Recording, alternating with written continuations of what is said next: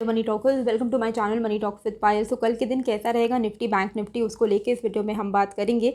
लेकिन उससे पहले जिस तरीके से कल के दिन मैंने ट्विटर में भी डाला था ये अपडेट कि जो कैंडल स्टिक पैटर्न कह रहा है, और वो चीज़ हमने वीडियो में भी डिस्कस की थी कि जो चीज़ हमें दिख रही है चार्ट पे, देर आर हाई चांसेस कि we are ready for some upside bounce in near term. Okay, वो अपसाइड बाउंस का एक्सपेक्टेशन ऑलरेडी कैंडल देख के दिख ही रहा था कि ये जो एक हैमर पैटर्न बना है डोजी के बाद, दिख ही रहा था कि एक अपसाइड बाउंस आएगा। आज के दिन आया। होप आप सबको यहाँ से एक अच्छा खासा प्रॉफिट हुआ होगा।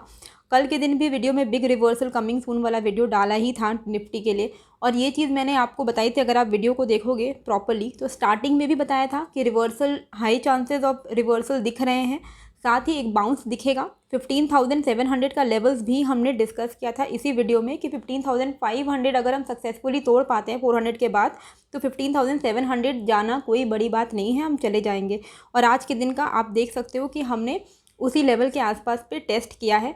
हालांकि आज मेरी एक्सपेक्टेशन थी कि 650 तक, हम 15,650 तक आज हम टेस्ट कर सकते हैं। ट्विटर में भी डाला था 15,650 से भी ऊपर हमने टेस्ट किया है। आज हमने टेस्ट किया 15,700 के लेवल्स को, मतलब 50 पॉइंट ऊपर। मैंने थोड़ा जल्दी अर्ली प्रॉफिट बुकिंग किया था क्योंकि आपको पता है कि मेरा ऑफिस भी होता है, तो मेरे पास इतना टाइम नहीं है कि मैं कंटिन्यूसली स्क्रीन पे बैठे रहूं।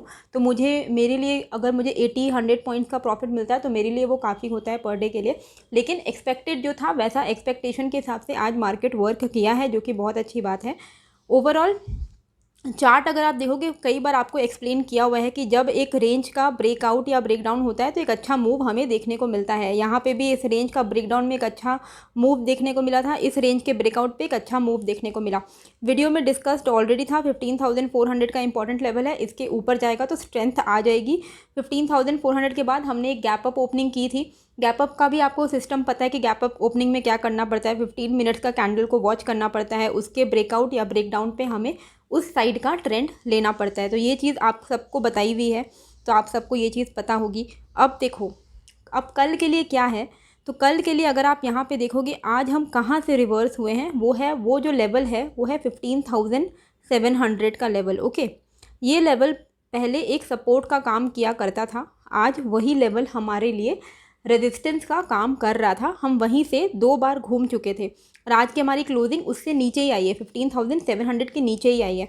तो ये जो लेवल है अब इसका ब्रेकआउट इम्पॉर्टेंट है। इसके ऊपर मान के चलो 15,700 एग्जैक्ट मत लेना, थोड़ा वेट कर जाना, 15,720 ले लेना। इसके ऊपर अगर हम निकलते हैं तो हमें एक अच्छा मूव मिल सकता है और हम जा सकते हैं आराम से 15,880 तक। 15,880 जो है ना, वो एक गैप डाउन हुआ था, उस गैप डाउन का क्लोजिंग ओपनिंग पार्ट है। ओके, तो ये लेवल जो है ये एक इम्पॉर्टेंट लेवल होने वाला है। यहाँ पे हम फिर से एक भारी रेजिस्टेंस फेस कर सकते हैं, यहाँ से हम वापस से रिवर्स भी हो सकते हैं।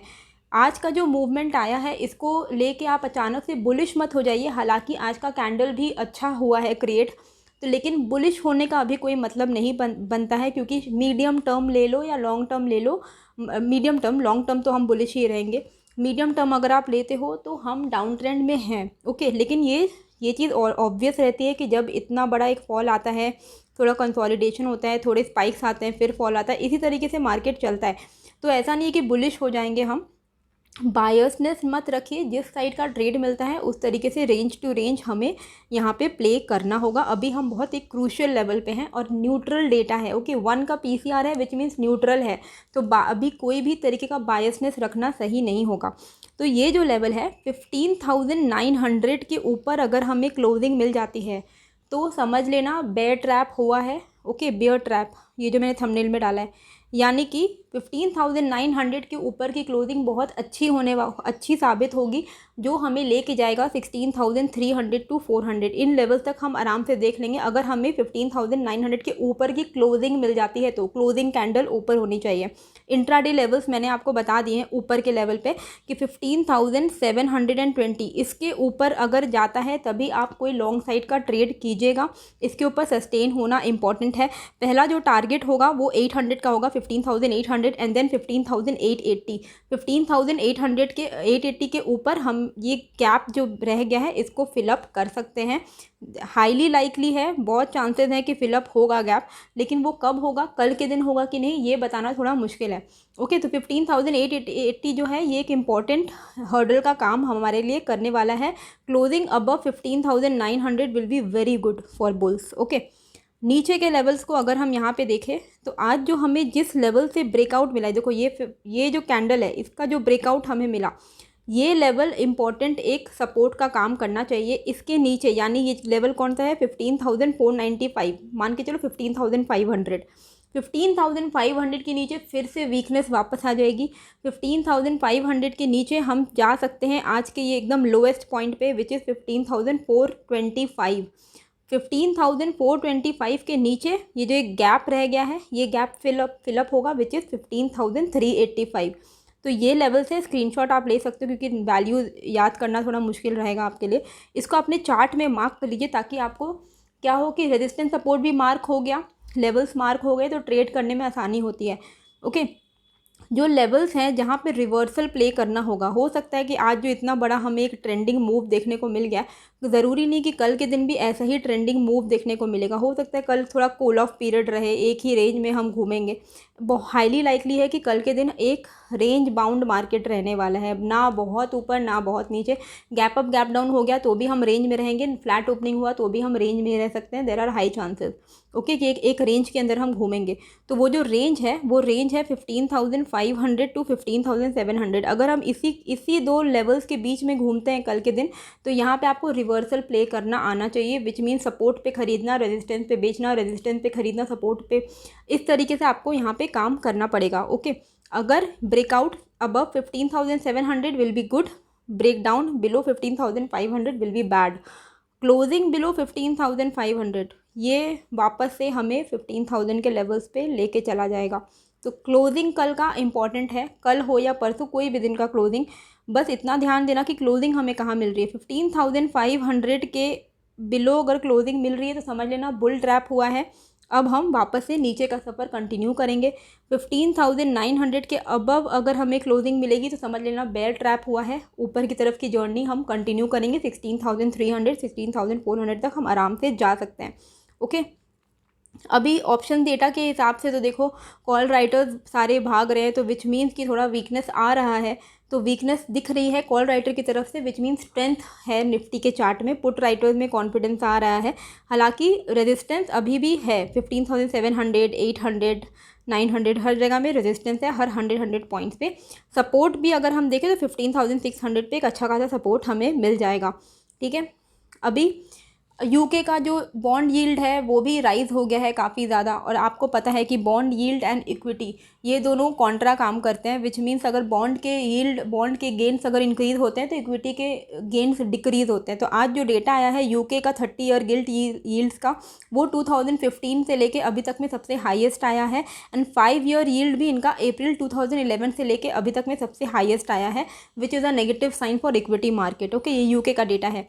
निफ्टी बैंक का अगर हम बात करें तो निफ्टी बैंक का भी ऑलरेडी बताया हुआ था कि 33,000 के ऊपर अगर हम निकलेंगे तो हमें प्लस 200 करके मूव ऊपर के लेवल पे मिलेगा। 33,000 के ऊपर निकलते ही हमें एक अच्छा खासा मूव मिला। आज का हमारा हाई रहा है 33,593 का, मतलब ऊपर के लेवल पे 593 का मूव हमें मिल गया। अभी कल के दिन के लिए क्या है, अगर हम ये जो ब्रेकआउट हुआ है ना, ये जो एक ब्रेकआउट कैंडल है इसके ऊपर अब यही एक सपोर्ट बन गया है, ये लेवल है, ये एक सपोर्ट है। ये लेवल कौन सा है, 33,150। 33,150 के नीचे फिर से वीकनेस आ जाएगी, विच मीन्स 200 पॉइंट्स हम इससे ज़्यादा नीचे जा सकते हैं अगर हम 33,150 को तोड़ देते हैं। तो 33,150 के नीचे अगर हम बैंक निफ्टी जाता है तो आप पुट साइड का ट्रेड ले सकते हो, शॉर्ट कर सकते हो for a target of 32,950। Okay, 32,950 तक हम आराम से चले जाएंगे, ये लेवल है वो। ओके, और उसके बाद फिर आपको ट्रेल करते जाना है। ऊपर के लेवल पे स्ट्रेंथ कैसे आएगा, जब ये जो ब्रेकआउट हुआ था यहाँ से इस लेवल पे से एक बड़ा सा एक ब्रेकआउट हमें देखने को मिला, ये लेवल है 33,300। इसके ऊपर अगर हम फिर से चले जाते तो थोड़ा बहुत स्ट्रेंथ आ जाएगा। 33,500 पे एक मेजर रेजिस्टेंस हमें फेस करना होगा, क्योंकि यहाँ पे एक मेजर कॉल राइटिंग होके रखी है, ऑप्शन डेटा में दिख रहा है। तो 33,500 ऊपर के लेवल पे एक मेजर कॉल राइटिंग है, विच मीन्स कि यहाँ पे एक हर्डल आएगा हमें इस। तो 33,300 के बाद तो 200 पॉइंट्स का आपका टारगेट है, लेकिन 33,500 पे आपको प्रॉफिट बुक कर लेना चाहिए। यहाँ के बाद आपको वेट करना चाहिए। इसके ऊपर अगर हम निकलते हैं तो फिर एक फर्दर हमें 200 पॉइंट्स का अपवर्ड मूव मिल सकता है। वहीं नीचे की तरफ पे 33,000 पे मेजर पुट राइटिंग है, तो यहाँ पे आपको सपोर्ट भी मिलेगा। जो भी लेवल्स है मैंने आपको यहाँ पे दिखा दिया, आप उस हिसाब से प्ले कर सकते हो। ओके, ओवरऑल जो लोग अभी पैनिक कर रहे हैं, उनको नहीं समझ आ रहा है कि हम किस तरफ जा रहे हैं, तो देखो थोड़ा सा न्यूट्रल रहिए, कभी भी इतना बायसनेस मत रखिए। हर समय हम बुल या बेयर मार्केट में नहीं होते हैं, कभी कभी हम साइडवे और रेंज बाउंड मार्केट में भी होते हैं।